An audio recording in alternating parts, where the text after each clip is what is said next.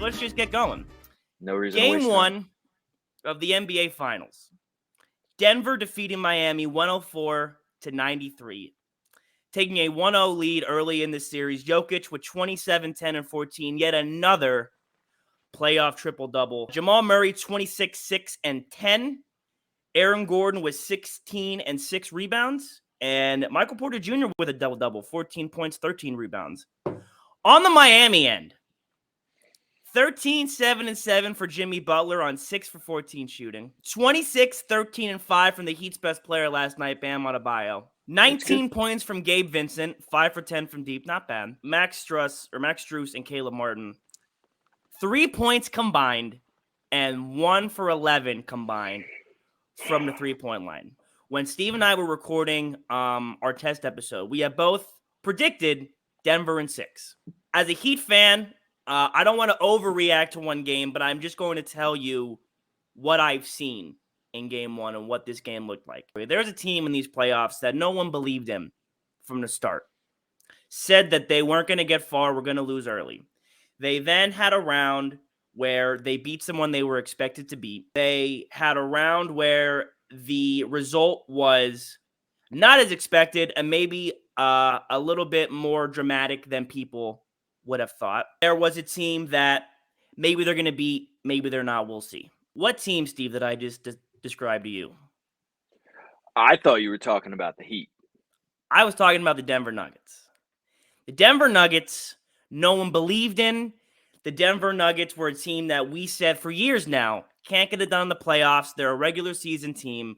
So the thing that made the Heat special and what brought the Heat this far down the road in the playoffs was no one believes in us. We're going to outwork you. We're going to out-hustle you. And we need to get on the back of Jimmy Butler, and he will bring us to the promised land. None of that was apparent last night. None of it.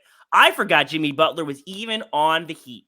If we're letting Bam Adebayo, who has been struggling offensively all postseason, be our number one option, and we are letting the Denver Nuggets outwork us and outwill us, it's a recipe for disaster. Denver was the far better team on the floor that night. The announcers were getting excited that Miami had it within 10. They were not closer than that. Maybe they got to 8 or 7 within the final few minutes, but never were like, hey, come back starting, we're a few shots away. Was never anything like that. The most pathetic first half I've seen from Miami as well in a game.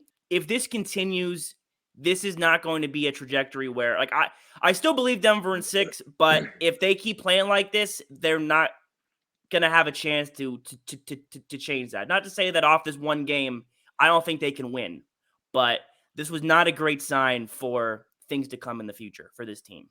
You and me both said prior to the game, we were going to learn a lot about this series after Game 1. What was more surprising to me is that you have the number 1 defensive team in the NBA, a top 5 offensive team in the playoffs. The Heat they, like you said, it was like their star players just were non-existent at key moments of that game. Could that be youth? Not being able to rise to the moment, the pressure? Could it be coming off of a Game 7 where they were up 3-0 against the Celtics, had to come back in Game 7 to really, bring them to the finals? And, they're coming into Denver playing Mile High City. They could be tired, but it was just a really lackluster performance last night by the Heat. And I'm really hoping, like you said, that this isn't, going to be the tone of things. Superstars are going to win you the NBA Finals.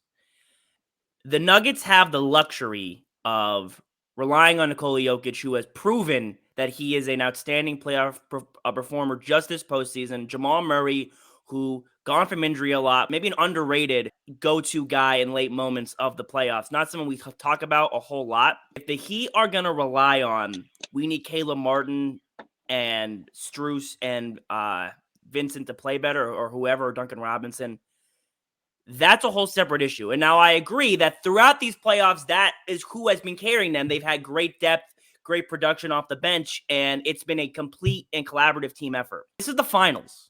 This is to win a championship. And superstars and defense win NBA championships.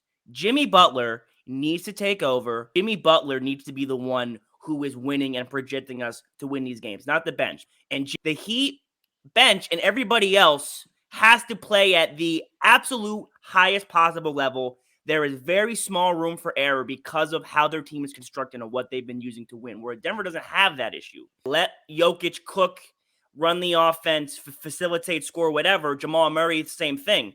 Whereas the Heat, it's like we're going to have to win as a unit and all together. So if they can't do that in these next coming games, then it's going to be the same thing we saw tonight. Just an absolute devastation by Denver.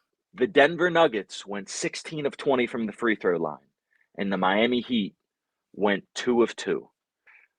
There was a moment last night. Under 3 minutes, the Heat had pulled it to 9, and they had gotten a defensive stop, and they were coming down the other end of the court. And I said out loud, Jimmy Butler needs to take this shot. You know who took that shot? Bam Adebayo. Why is Bam Adebayo taking a shot where your team is down 9?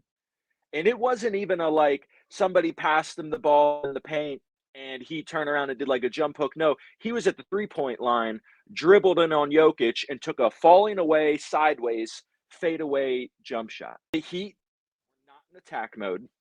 They did not get themselves to the free throw line. But on the other side, Denver didn't really need to do anything that I deemed to be that impressive to win this game. Jokic having a 27-point triple-double, at this point, that's almost expected. And Jamal Murray having like 24, 25 points, that's a Jamal Murray night. So it wasn't like they even did anything that I looked at and said, oh, wow, that's why they won this game. I want to say as a Heat fan that they will not let this happen twice, that Jimmy will come in with a better attitude and kind of like Game 7 when he played bad Game 6 in Boston. Game 7 said, I got to be better. This is on me. And he did do better. So hopefully we see that here in Game 2. Denver just looked too good.